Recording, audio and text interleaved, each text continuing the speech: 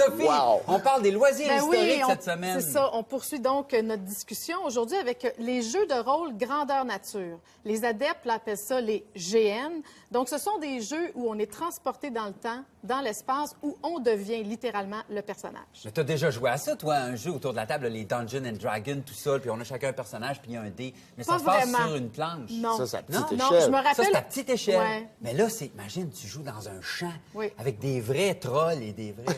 Peut-être. Bon, on va aller voir. Allons-y, suivez-nous.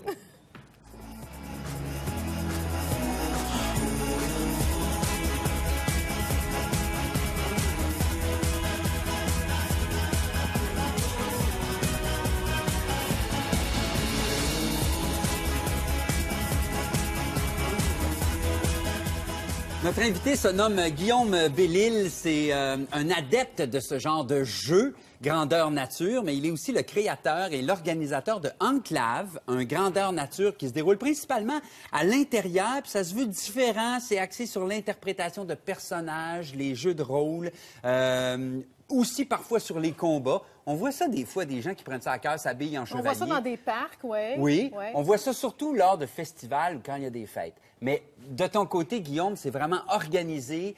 C'est-tu un peu comme ce que je disais, un jeu de donjons et dragons ou un jeu de risque, si on veut, mais au lieu de jouer dans la maison à table, on joue vraiment debout en costume? Bien, c'est ça. Les jeux de rôle grandeur nature, finalement, c'est un jeu de rôle. Donc, l'idée, c'est d'incarner un personnage, mais dans un environnement réel, en quelque sorte. Donc, ça peut être dans un champ, comme vous mentionniez, ça peut être dans une forêt, ça peut être dans une salle, mais l'important, c'est que plutôt que de se mettre autour d'une salle pour jouer son personnage... D'une table, d'une table, moi, exactement, sur un petit pardon. jeu avec De un se mettre dé. autour d'une table pour incarner le personnage, bien là, on le fait en taille réelle. Donc, on se costume, on s'arme avec des armes en latex, en mousse, peu importe. On se crée un historique et puis on joue le En rôle. latex, parce qu'on pourrait se déguiser, justement, comme je le disais, en troll. Fait qu'on pourrait se mettre un masque ou se déformer. Bien, exactement. Là, à ce moment-là, ça dépend du jeu de rôle en soi. Donc, par exemple, on va voir... Donc là, les images qu'on voit, Oui. c'est l'enclave. Oui, exactement. C'est ton bébé, ça. Oui. Donc, il va y avoir différents types de grandeur nature au Québec. On va en avoir des plus fantastiques, on va en avoir des plus réalistes, si on peut dire. On va même en avoir des dans un contexte moderne, Far West, post-apocalyptique, peu importe. OK. Donc, dans les plus fantastiques, on va avoir des univers un peu à la Seigneur des Anneaux, donc avec des trolls, des orques. La reconstitution historique est moins importante que Oui, le quand défi de s'amuser puis de laisser aller notre imagination. Bien, exactement. Lorsqu'on parle de médiéval fantastique, là, on a vraiment n'importe quoi. Là, on peut avoir des elfes, des orques, des trolls, on a des dieux, des Merlin démons. l'Enchanteur, puis on est donc... Oui, bien, il y a même une grandeur nature au Québec qui s'appelle les Royaumes d'Avalon. Donc, c'est dans l'univers arthurien, en quelque sorte. OK. Donc là, on va avoir Merlin, on va avoir la table ronde, bon, on va avoir plein de choses dans ce genre-là. Ça varie selon les années. Sophie mentionnait Enclave. Oui. Qu'est-ce que c'est Enclave? Parle-nous là, de ce qu'on voit. Ça, là. c'est celui que j'ai organisé à proprement parler, celui que j'ai créé. Donc, moi, mon idée, c'était que ça soit davantage réaliste, que ce soit un univers un peu plus cohérent,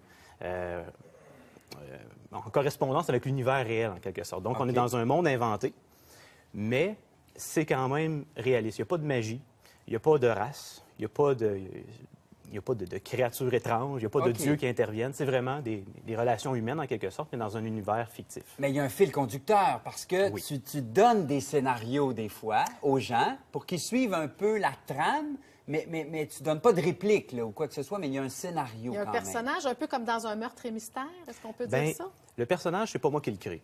Moi, ce que j'ai fait, c'est vraiment mettre la base de l'univers de jeu. Donc, que ce soit la religion, la politique, le commerce, bon, ainsi de suite, le royaume, là où ça se passe. Mais par la suite, les joueurs, eux, vont s'intégrer là-dedans, vont s'approprier l'univers de jeu et apporter leur propre idée de personnage. Donc, le joueur va désirer, par exemple, incarner un érudit égoïste et arrogant. Puis à ce moment-là, il va embarquer là-dedans. Et moi, ce que je fais, c'est que je m'adapte à ce jeu-là et je vais l'aider à s'intégrer dans l'histoire qui est en place. Donc, il faut vraiment qu'il y ait une personnalisation qui est faite. Là. Qui sont les gens qui font des jeux grandeur nature? Ah, mon Dieu, c'est tout Ça le monde. intéresse tout le monde? Tout le monde. Ils ont quel âge? Ça C'est dépend, des jeunes, ça non? dépend du grandeur nature. Moi, dans le cas de l'Enclave, on a une clientèle un peu plus âgés, si on peut dire. Vraiment, on va s'approcher un peu plus de la 25-30 ans. Ben, Ah oui, c'est âgé, ça. Ben oui, 25-30 ans. Ben oui, parce que d'autres, c'est plus des ados, c'est ça? Tout étant relatif. Mais oui, en effet, tandis que dans d'autres, on va voir davantage une clientèle, mettons, de 15 à 25 ans, ou même des fois 30 ans, mais ça commence à être un peu plus âgé, justement, comme je vous dis. Mais donc, ça dépend vraiment du jeu de rôle, du grandeur nature dans lequel on se trouve. Là. Et les gens font eux-mêmes leurs costumes ou vous fournissez les costumes? Non, on ne le fournit pas. Ça serait un travail incroyable. Ben oui. Mais ça fait partie du plaisir de la chose. Donc, les gens vont créer leur personnage, leur historique, et en même temps vont aussi créer leur costume. Donc, autant qu'ils peuvent le fabriquer à partir de trucs qu'ils vont trouver un petit peu partout, que ce soit dans des boutiques. Du recyclage ou même dans des villages des valeurs de ce monde, là, où on peut acheter du linge utilisé. Mais je suis impressionnée par la qualité des costumes et du qu'on décor voit, qu'on voit là, à C'est l'enclave, notamment l'endroit où vous faites ça, c'est superbe. C'est ça. Bien, c'est qu'au cours des 10 dernières années, si on peut dire, les grandeurs nature ont vraiment pris de l'expansion. Et puis, en prenant de l'expansion, bien là, il y a plein d'artisans, il y a plein de boutiques spécialisées qui se sont formées à partir de ça. Regarde, donc, c'est magnifique, ça, comme costume. Donc, c'est ça. Ce qu'on voit là, c'est vraiment des créations d'artisans. Là. Donc, vous ne trouverez pas ça au Village des Valeurs, justement, des tabards comme ça. Nomme-nous des endroits où vous faites ces jeux-là, autant intérieur qu'extérieur. Ça se passe dans quelle ville? Quelqu'un qui a le goût de se lancer. Eh, mon Dieu. Il y en a beaucoup. Oui. Au Québec, il y en a vraiment beaucoup. Si on les recense, à vrai dire, c'est très difficile à recenser, mais une cinquantaine et plus. Dans le cas de l'enclave, c'est à Nicolet, donc à 15 minutes à peu près de Trois-Rivières. Dans le cas des images qu'on voit ici, c'est les images des terres de Bénos, donc ceux qu'on voit dans les forêts. Là. Ah oui? Ça, c'est à Sainte-Clotilde, proche de Victoriaville. C'est un des plus gros, justement, au Québec. C'est ça la différence un peu avec l'enclave aussi. Moi, c'est vraiment en salle. OK. Donc, on ne sort pas à l'extérieur. L'accent est mis sur le jeu de rôle, sur incarner un personnage à proprement parler. Tandis que dans les grandeurs nature, plus à l'extérieur, là, on va mettre l'accent sur l'action, le combat parfois. On situe l'époque, puis là, les gens viennent, participent à ça, mais il y a des, pas des candidatons, mais des oui-dire. En fait, carrément, on dit, ils sont fous, les gens qui jouent à ça. Même, ils ne sortent pas de leur personnage. Il y a des préjugés. Il y a des préjugés, là. Ben oui, c'est sûr. Puis c'est fondé ou pas? Ben, je serais bien malaisant de dire oui, mais... Non, mais c'est parce que tu as l'air saint d'esprit. Est-ce que tu es le seul représentant saint d'esprit de ton groupe? Pas du tout. Pas du tout. C'est vraiment comme faire du théâtre. Les acteurs, c'est tout des fous, exactement. on le sait, mais... C'est que ce qui paraît vraiment mal le plus souvent quand on fait des reportages documentaires sur la chose, Oui. c'est que le jeu de rôle en soi peut avoir l'air bizarre quand on n'est pas à l'intérieur. Ouais. Tout comme si on rencontrait un acteur sur la rue en train de jouer un rôle. Ben oui, c'est Qui hors répète son contexte. Cyrano. Ben oui. Exactement. On va dire qu'est-ce qu'il fait là. Oui. Souvent, c'est un peu la base de tous les préjugés, je crois, c'est l'idée qu'on pense que les joueurs ne sont pas capables de décrocher de leur personnage. Alors que finalement, ce n'est pas le cas. Là. Dans la vaste majorité des cas, les gens sont totalement sains d'esprit. Après l'activité, on va prendre une bière ensemble et puis on va fêter. Là. On va sortir et puis on va parler des vraies choses de la vie. OK. Mais à la limite, c'est un peu la même chose que des passionnés de hockey, que des passionnés de sport. Tout à fait.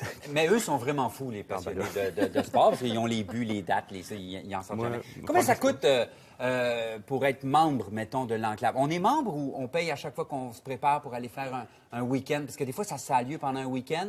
On arrive, on fait du camping, mais pendant toute la fin de semaine, on joue à ce jeu grandeur nature. Combien ça coûte? Ça dépend vraiment des activités. Dans le cas de l'enclave, c'est une soirée. C'est 30 $. C'est 20 $ pour les nouveaux, 30 $ pour ceux qui sont déjà venus. Dans le cas d'autres grandeurs nature, c'est souvent, justement, on va payer à l'entrée, un peu comme un billet de cinéma, là, si on peut dire. Là. Souvent, ça va être des 36 heures, donc du vendredi soir au dimanche midi. Et puis là, encore là, ça va aussi dans ces prix-là, à peu près 30 à 40 $ pour une fin de semaine. Donc, pour ce que c'est vraiment pas cher, là, si on peut dire, une fin de semaine dans un parc national. On vient de dépasser ça beaucoup. J'imagine que c'est plus le costume. À un moment donné, on doit s'emballer, puis c'est ça qui doit coûter plus cher, hein? Ah ben là, ça dépend toujours de la passion et de l'investissement de la personne. C'est sûr que lorsqu'on arrive dans des boutiques spécialisées, des artisans, lorsqu'on s'achète une armure complète, là, on peut parler d'un 1 000 $, là, une armure, là, une belle armure. Sophie ferait une belle madame de Médicis. Oui, tu oui, crois? oui, non, tu serais très belle, Moi, très je chic. trouve- Où est-ce que je vais Princesse, pour avoir de moi, l'information, princesse. là, pour trouver soit l'époque ou l'histoire qui m'intéresse? Je me promène sur le net. Je fais quoi pour... Pour magasiner, pour ouais. choisir un grandeur nature, justement. Il y en a vraiment pour tous les goûts. Moi, ce que je vous conseillerais, c'est sur Facebook. Si vous avez accès à Facebook, Oui. il y a un groupe qui s'appelle Rassemblons tous les joueurs de GN du Québec. Et puis, il y a un index de tous les grandeurs nature recensés, du moins. Il y en a peut-être une trentaine, mais il y en a plus que ça. C'est vraiment difficile à recenser. Et à ce moment-là, on voit tout. Donc, on a la localisation géographique, le prix et le style aussi. C'est important, le style. On appelle ça les GN, les grandeurs nature. On va demander à Joachim de mettre ça sur notre, oui, notre tout à fait. page Libre-Service. Merci beaucoup, Guillaume.